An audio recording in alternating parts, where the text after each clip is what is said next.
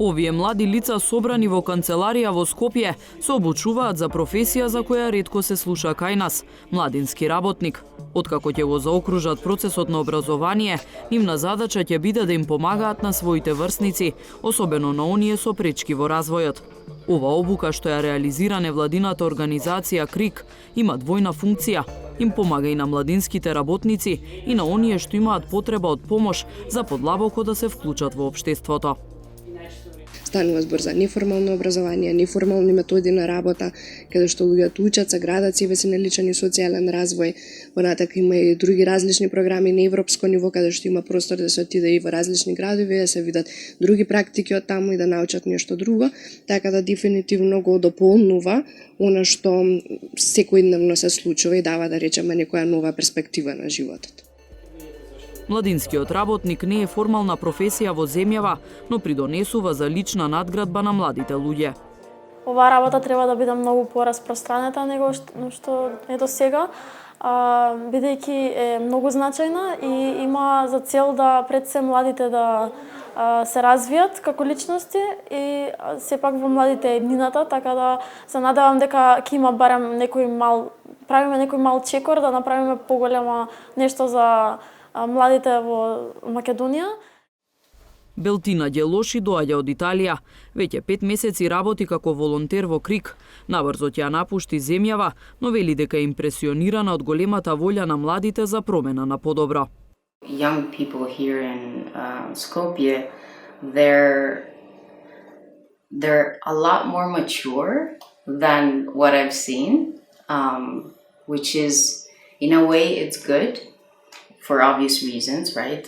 You work more, you're more emotionally mature, your intellectual ability is higher and so forth. But in a way, it's also not good because when you know the deal, when you know what you want, then you feel a need to leave. And so that's why probably young people here feel this need to leave, because it's on Macedonia to be able to offer this package. Во Тетово поминавме еден ден со друга група млади луѓе. Сонцето и високите температури не им беа пречка да зборуваат со граѓаните. Некои ги слушаа внимателно што имаат да им кажат. Проектов е за сите што се невработени, што не учат, значи што не се образовен процес од 15 до 29 години. Други не покажаа интерес. Има доквалификација или пракса или вработување. Може да се запишете со име и со презиме и со телефонски број.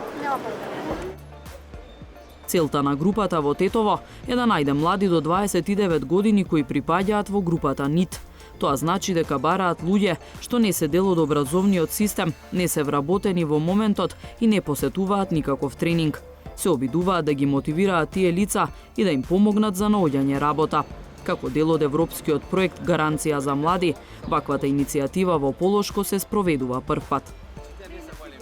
Бидејќи имаме слаб одзив на млади лица, сакаме да се информираме дали навистина ги нема тие млади во овој регион или едноставно е тешко да ги најдеме, па разговараме со населението, ги информираме и се што треба да направат е да се јават на теренските работници кои подоцна ќе ги информираат за целиот процес и ќе ги водат до нивното запишување, како и пратењето на целиот процес до нивно конечно вработување.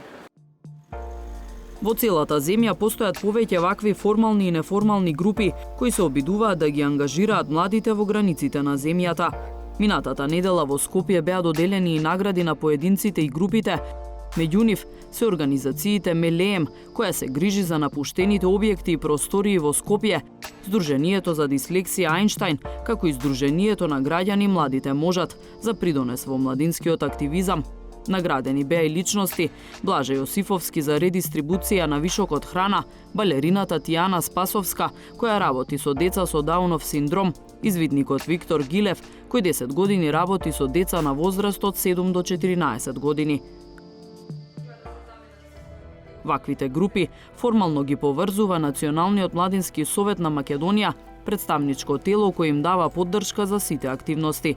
Формирана во 2013 година, организацијата е задолжена за застапување на младите во држава во која, како што велат, главна пречка е политичкото влијание и несовременото формално образование. програмите кои во моментов се застапени во формалното образование се и такако застарени и не ги охрабруваат младите да зачекорат во неформално образование, да се активираат малку повеќе, да иницираат идеи, не ги учат младите како да размислуваат, кои се нивните граѓански права и обврски и како да бидат граѓани. Но речиси без исклучок, програмите преку кои младите ги убедуваат своите врсници да бараат иднина во земјава, а не надвор од неа, се поддржани од странски донатори, по долгогодишна стагнација. Најдоброто што го покажува државата во моментов е почеток на процесот за креирање закон за младинско учество и младински политики. Во моментов трае процес на консултации во соработка и со институциите. И сметаме дека овој закон, доколку нели се донесе, ќе им гарантира на младите механизми да можат и институционално да учествуваат во процесот на донесување одлуки. Со или без државна поддршка, голем дел од младите од Крик и од групата од Тетово се чини дека иднината веќе ја гледаат во својата земја. Нивниот активизам придонесува и други млади луѓе да се обидат самите да го сменат општеството во кое живеат, наместо да одат во странство. Но доколку млади може да допре нивната порака и да ги предомисли, ако и државата набрзо не го помогне активизмот на овие луѓе.